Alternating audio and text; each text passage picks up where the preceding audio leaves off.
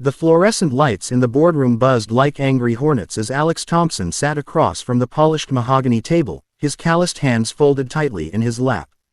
He had walked through these doors 1,000 times over 15 years, first as a wide-eyed maintenance technician fresh out of community college, then as the indispensable facilities and operations lead who kept the entire company humming. Today, though, the air felt heavier, colder. Alex, the new CEO, Marcus Hale, said without looking up from his tablet, his voice clipped and final, "You're fired. Return all company property immediately." If you're watching this right now, feeling that familiar knot in your stomach because life has thrown you a curveball too, stay with me. This story is for every one of us who gave everything to a place that forgot our name the moment the numbers dipped. Hit that like button if you've ever been underestimated, and subscribe because stories like this remind us we're never truly powerless. Let's dive in. Alex stared at Marcus, the man who had swept in 6 months earlier with promises of streamlining and modern efficiency. At 42, Alex was no stranger to hard work. He had missed his daughter's piano recitals to fix emergency leaks at 2 a.m., skipped family vacations to oversee the installation of the new server infrastructure, and personally trained every new hire on safety protocols because, as he always said, people aren't just cogs, they're the reason this place runs. His wife, Sarah, had supported him through every late night, their 2 kids, little Emma and teenage Jake, proudly calling him the company superhero. But loyalty, it turned out, didn't show up on quarterly reports. The firing came after a brutal round of cost-cutting. Profits had slipped, not because of Alex, but due to Marcus's flashy but flawed decisions, outsourcing critical suppliers that delayed production for weeks, ignoring maintenance schedules Alex had begged to keep intact. When a major system failure hit during an investor visit, someone had to take the fall. Alex's name was already on the chopping block. "It's not personal," Marcus had added, sliding a cardboard box across the table. "Just clean out your locker and hand over everything.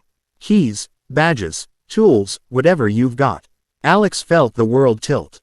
15 years, countless overtime hours without complaint. The time he had quietly paid for a colleague's wife's medical bills out of his own pocket so the man wouldn't lose his job. The mentorship programs he ran for young interns who now ran departments. His chest tightened with a grief deeper than anger. Sarah's face flashed in his mind.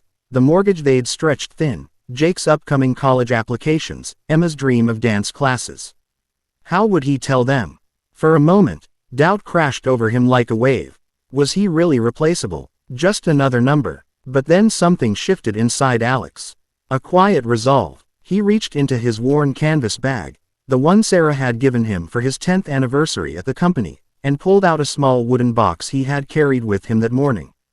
He placed it on the table with deliberate calm. Marcus raised an eyebrow. "What's this?" Alex opened the box slowly.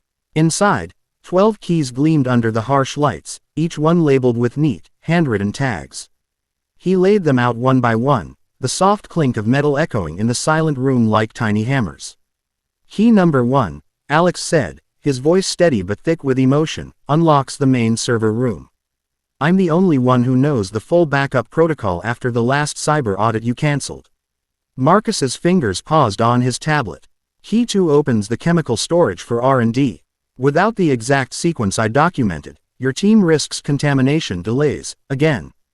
Colleagues who had quietly slipped into the back of the room began exchanging glances. Lisa from accounting, who Alex had helped through her divorce by covering her shifts, wiped her eyes. "Key 3 is for the backup generator shed. Remember the blizzard 2 winters ago? I stayed overnight to keep the power on so we didn't lose 3 days of production." No one else updated the maintenance logs. One by one, Alex continued. "Key 4. The restricted vault where original blueprints for their flagship product were kept, blueprints Marcus had dismissed as outdated. Key 5 through 8.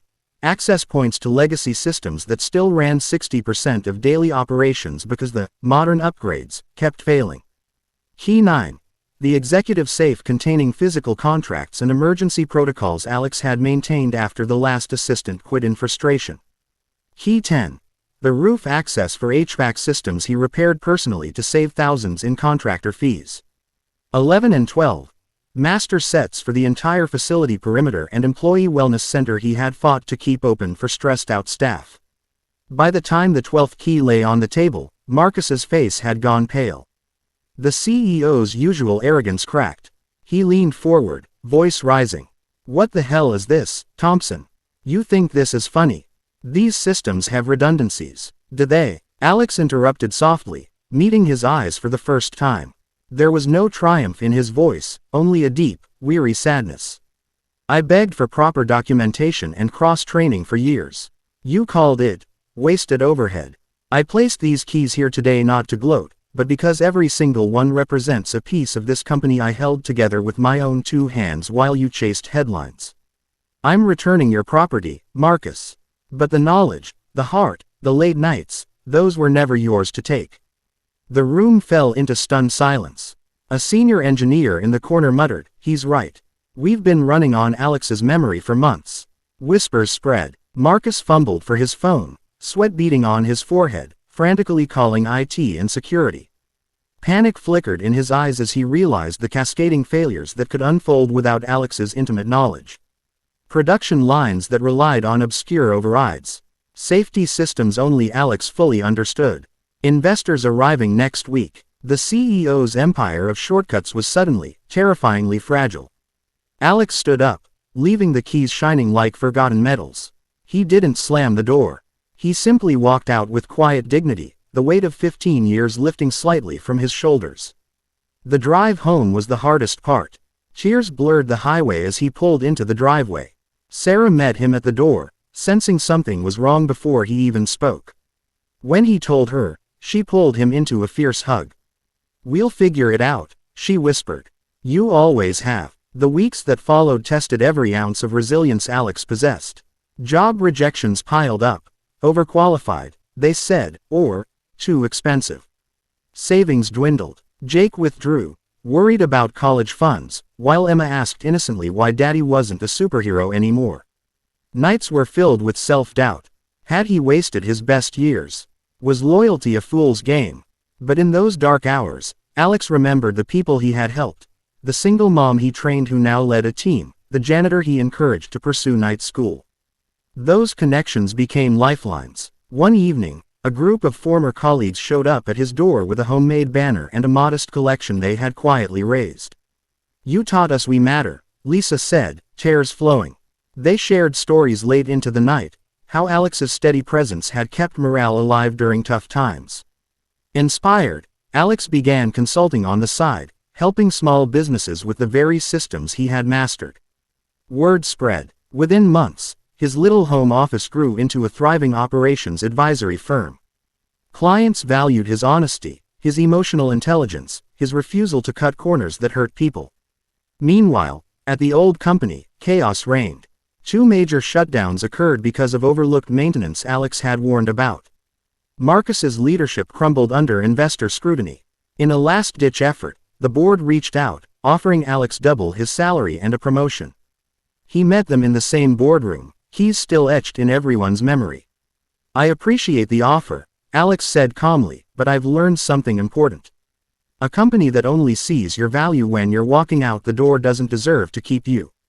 He walked away again, this time with his head high, Sarah and the kids waiting proudly outside. That experience reshaped Alex's life in beautiful ways.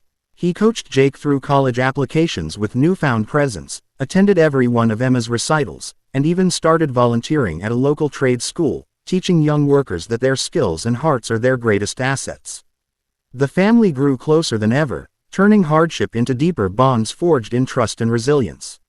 Friends, if there's one message to carry from Alex's story, it's this: your worth isn't defined by a title, a paycheck, or a corner office. Sometimes the greatest power comes not from holding on, but from letting go with integrity. When doors slam shut, they often open windows to places where your real value is celebrated.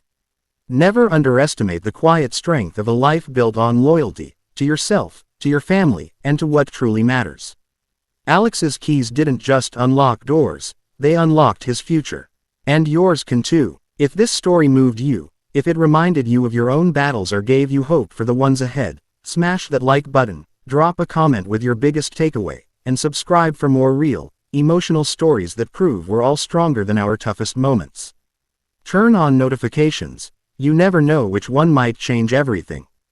Thanks for watching. See you in the next one.